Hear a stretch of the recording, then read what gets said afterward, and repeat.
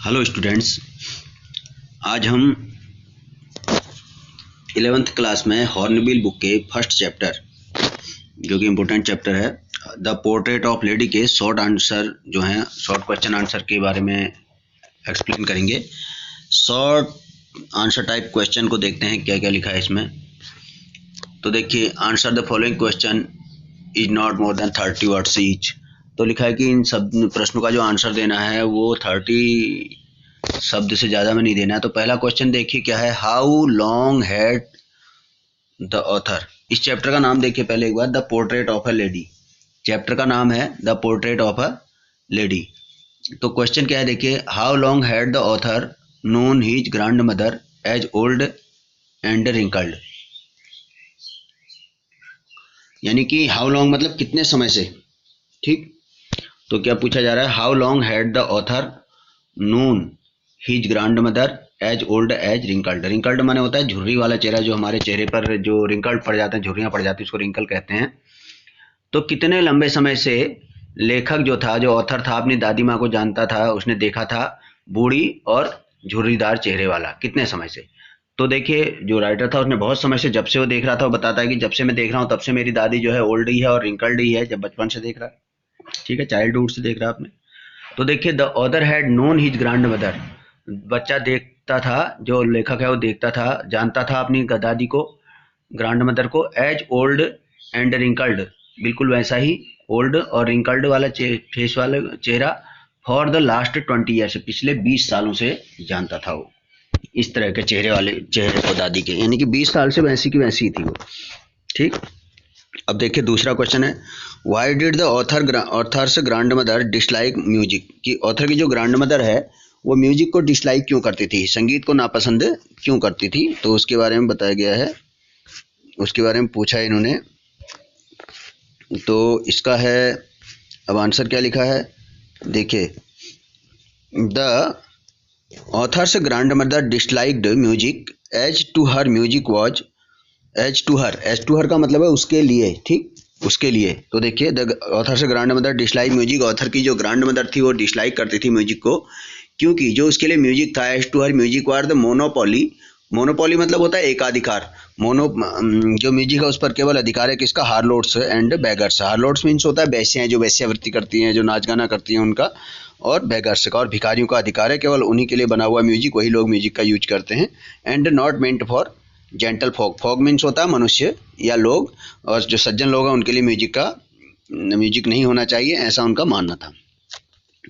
Question number 3 देखिए, what were the 3 phases of the, ये बहुत ही इंपॉर्टेंट क्वेश्चन है, what were the 3 phases of the author's relationship with his grand mother before he left the country to study abroad. Abroad means होता है विदेश। तो इसका क्वेश्चन का अर्थ समझ लेते हैं पहले, क्या प्रश्न में पूछा गया है, क्योंकि जब हम क्वेश्चन को अच्छी प्रकार से समझ पाएंगे तभी आंसर दे सकते हैं। तो देखिए, व्हाट वर द 3 फेजेज, वो 3 फेज मीन्स अवस्थाएं, वो 3 अवस्थाएं कौन कौन सी थी, of the author's relationship, author की, जो लेखक के आपस के संबंधों की, विथ हिज ग्रैंड मदर, किसके साथ में, लेखक की अपनी दादी माँ के साथ में संबंधों की, वो 3 अवस्थाएं कौन कौन सी है, before he left the country, इससे पहले, देश छोड़ने से पहले की, टू स्टडी एब्रोड, यानी कि विदेश में स्टडी करने जाने से पहले की वो 3 अवस्थाएं, उसकी दादी के साथ जो उसके रिलेशन थे वो 3 अवस्था, उनमें 3 अवस्थाएं कौन कौन सी थी। तो देखते हैं, द नंबर 1 पहली अवस्था कौन सी है देखिए, बचपन की। The author lived with his grand mother in their village home. सबसे पहले कहाँ रहता था, अपनी ग्रैंड मदर के साथ रहता था राइटर, ठीक है, ऑथर, और उसके गांव में, गांव के घर में। She made him ready for school, she कहा गया उसकी दादी के लिए, she made him ready for school, वह उसको स्कूल के लिए रेडी करती थी। And accompanied him to school, accompanied मतलब साथ देती थी, यानी साथ जाती थी उसके स्कूल तक, ठीक। दूसरा B number, when they came to the city, जब वो आप शहर में आ गए, जो दूसरा फेज चालू हो रहा है, दूसरा समय, शहर में आ गए जब ऑथर थोड़ा बड़ा हुआ, तो when they came to the city they lived in a room, अब सिटी में आए तो एक कमरे में रहते थे। She made him ready for school, वो बच्चे को, उसको, ऑथर को रेडी करती थी स्कूल के लिए। But she did not accompany him to school, लेकिन वो क्या करती थी यहाँ पर, उसका अकम्पनी नहीं करती थी स्कूल तक, यानी उसके साथ में स्कूल तक नहीं जाती थी। सी नंबर देखेंगे, when the author joined the university, अब जब बड़ा हो गया ऑथर, उसने ज्वाइन किया यूनिवर्सिटी में। ही lived in a separate room, अब क्या होता था, बड़ा होने के बाद वो कहाँ रहने लग गया था, एक सेपरेट रूम में रहता था। And the link of their relationship was snapped, snap मतलब टूट जाना, ठीक है। तो जो उनका लिंक था, उनका रिलेशनशिप का, जो उनके रिश्ते का, वो टूट गया था।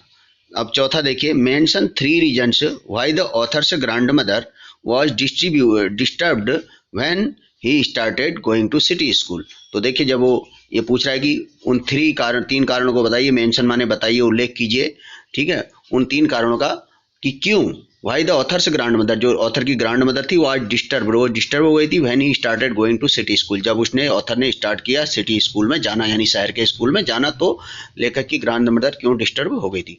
तो ये लिखा है, सी डिसलाइक्ड म्यूजिक, क्योंकि जो सिटी का स्कूल था वहाँ म्यूजिक पढ़ाया जाता था, एक सब्जेक्ट के रूप में म्यूजिक भी था, साइंस भी था, तो डिसलाइक करती थी, म्यूजिक को नापसंद करती थी। She did not accompany him to school, और उसके साथ वो स्कूल में तक साथ नहीं दे पाती थी, नहीं जा पाती थी।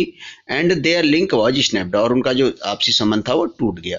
सो the author's grand mother was disturbed, इसीलिए जो लेखक की जो ग्रैंड मदर थी वो डिस्टर्ब हो गई, क्योंकि वो अपने नाती को बहुत अच्छा मानती थी, प्यार करती थी। When he started going to city school, जब उसने सिटी स्कूल जाना शुरू किया तो ऑथर की ग्रैंड मदर जो थी डिस्टर्ब हो गई थी। ठीक, 4th क्वेश्चन देखते हैं। How did authors grand mother bid him farewell at the station when he was living for abroad for further study. देखिए, अब्रॉड माने होता है विदेश, तो how did authors grand mother bid him मतलब उसको विदा देना, यानी बाय करने के लिए जाना, फेयरवेल मतलब विदाई के समय। तो हाउ माने कैसे, शुरू से देखेंगे कि ग्रांड, जो राइटर की ग्रांड मदर थी, उसने उसको कैसे फेयरवेल, विदाई के समय कैसे विदा किया। एट द स्टेशन, कहाँ पर? स्टेशन पर आकर।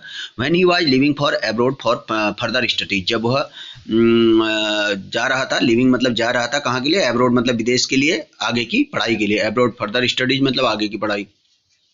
तो देखिए, when the author was going abroad for further studies, तो जब ऑथर जा रहा था फर्दर स्टडीज, मतलब फर्दर माने आगे होता है, फर्दर स्टडीज के लिए विदेश जा रहा था। Her grandmother came to leave him at the railway station, तो उसकी माँ उसकी दादी उसको छोड़ने के लिए कहाँ तक आई? एट द रेलवे स्टेशन पर। And she kissed his forehead, forehead means माथा होता है, तो उसने उसकी माथे को चूमा। अगला देखिए, 6th नंबर का क्वेश्चन है, how did the grand mother celebrate authors return from abroad. अब देखिए, जब ऑथर अब्रॉड से घर आता है, यानी विदेश से घर आता है, तो वहाँ पर की बात है कि कैसे लेखक की दादी ने उस दिन सेलिब्रेट किया जब वह विदेश से घर लौटा। देखिए, she collected the women of the neighbourhood, neighbourhood means होता है पड़ोसी, उसने कलेक्टेड मीन्स इकट्ठा किया, उसने जो पड़ोस की औरतें थी उनको इकट्ठा किया। गॉट एन ओल्ड ड्रम, और एक पुराना ढोलक लेके आई। And started to sing the homecoming of author, और क्या स्टार्ट किया उसने? Sing the homecoming of the author, और ऑथर के वापस आने पर जो गीत गाए जाते हैं उनको गाया, उनने गीत गाया, जो योद्धा लोग वापस आते थे, वॉरियर्स के गाने गा रही थी। इसमें थोड़ा सा ऐसा लिखा हुआ है होम कमिंग, और गाने लगी home coming of the author, author के घर आने पर वो गीत गाने लगी। अब देखिए 7 number, mention the odd way, odd way मतलब उल्टा, in which the author's grand mother behaved just before she died, यानी कि मेंशन मीन्स होता है उल्लेख करना, ये इंपरेटिव सेंटेंस है, आदेश दिया जा रहा है शुरू में। द मेंशन द ऑड वे इन विच माने जिसमें, द ऑथर्स ग्रैंड मदर, जो ऑथर की ग्रैंड मदर थी, उसने बिहेव किया, व्यवहार किया, जस्ट बिफोर द डाइट, सोने से पहले, वो मरने से पहले लेखक की दादी ने जो ऑड व्यवहार किया अलग सा, ऑड व्यवहार मतलब एक अलग सा, तो उसके बारे में